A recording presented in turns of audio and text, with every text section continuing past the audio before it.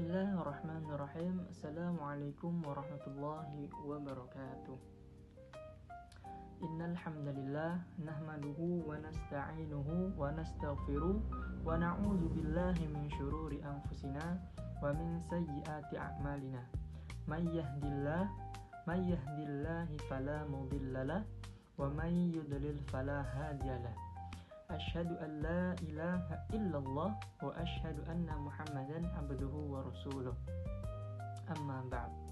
Yang pertama-tama, marilah kita panjatkan puja dan puji syukur kita atas kehadirat Allah Subhanahu wa taala yang mana telah memberikan kita kesehatan jasmani maupun rohani sehingga kita dapat memenuhi tugas presentasi ini.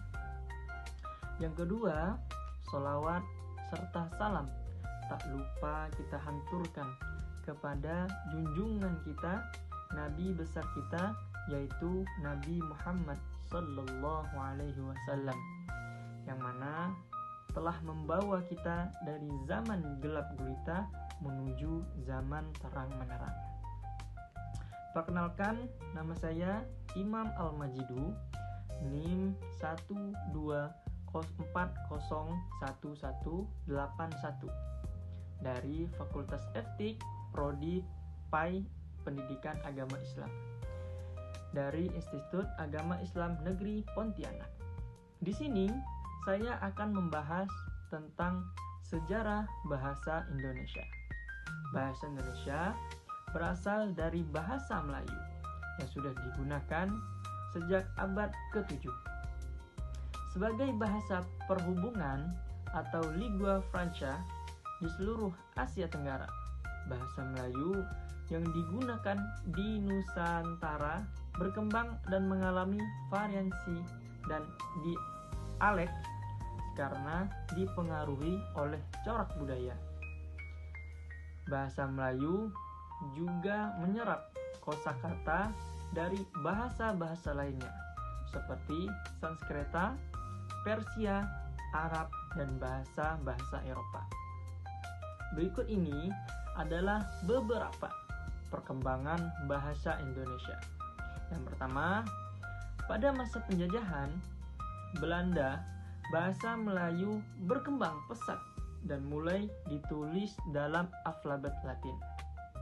Yang kedua, bahasa Indonesia diikrarkan sebagai bahasa persatuan pada Sumpah Pemuda di tahun 1928. Yang ketiga, bahasa Indonesia ditetapkan sebagai bahasa negara dalam Undang-Undang Dasar 1945.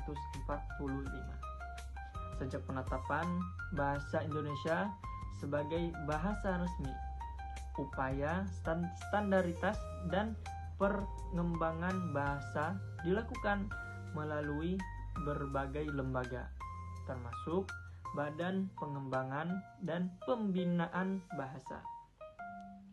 Bahasa Indonesia adalah bahasa nasional dan resmi di seluruh Indonesia.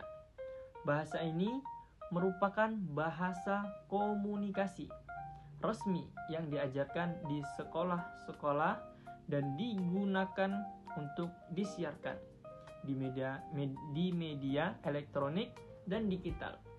Sebagai negara dengan tingkat multilingual, terutama trilingual, teratas di dunia, mayoritas orang Indonesia juga mampu bertutur dalam bahasa daerah atau bahasa suku mereka sendiri. Dengan yang paling banyak dituturkan adalah bahasa Jawa dan Sunda, yang juga memberikan pengaruh besar ke dalam elemen bahasa Indonesia itu sendiri. Dengan penutur bahasa yang besar di senario negeri beserta dengan diaspora yang tertinggal di luar negeri, bahasa Indonesia masuk sebagai salah satu bahasa yang paling banyak digunakan atau dituturkan di seluruh dunia. Selain dalam rangka skala, Nasional Bahasa Indonesia juga diakui sebagai salah satu bahasa resmi di negara lainnya, seperti Timur Leste.